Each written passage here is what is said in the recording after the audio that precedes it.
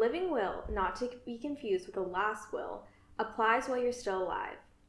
For example, if you are in a situation in which you are terminally ill and on life support, unable to speak for yourself, then your living will clarifies when you want to be taken off of life support.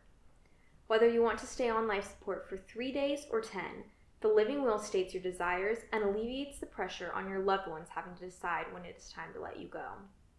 If you show no improvement after the amount of days specified and the doctors have concluded that you are a goner, you would be taken off of life support.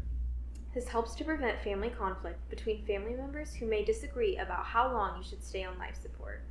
Taking the time to think, plan, and put your desires into writing allows your family members to grieve without adding any additional stress or guilt that may come from having to make such a difficult decision. Of course, in making decisions of this kind, you need to understand what terms such as life support mean. Life support generally means mechanical ventilation through intubation and artificial breathing with a ventilator, continued use of defibrillation, intravenous routes for medication and fluid administration, transcutaneous pacing or using electrical pulses to stimulate the heart, continued kidney dialysis, etc. These are technological methods that are used to save lives, keeping people alive temporarily in order to allow recovery and specific medical procedures until their bodies can return to doing these things on their own. That is one thing.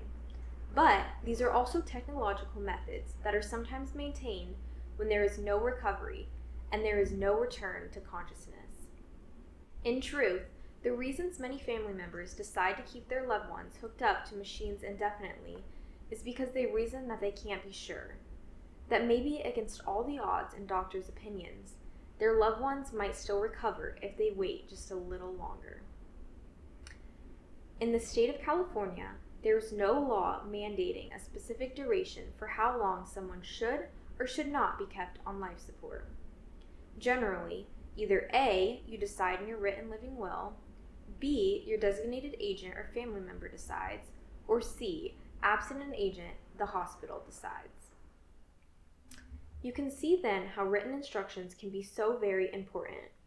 In the advanced healthcare directives that our law firm provides to all our estate planning clients, we include both a living will and a medical power of attorney. This allows you to designate your agents to making medical decisions for you when you can't, and it also gives that agent instructions or guidelines to follow so that they don't have to make the hard decisions without you. It is, when you think about it, your way of joining those you love most in making that hard decision. Intentionally taking the time to do that is another way of loving them.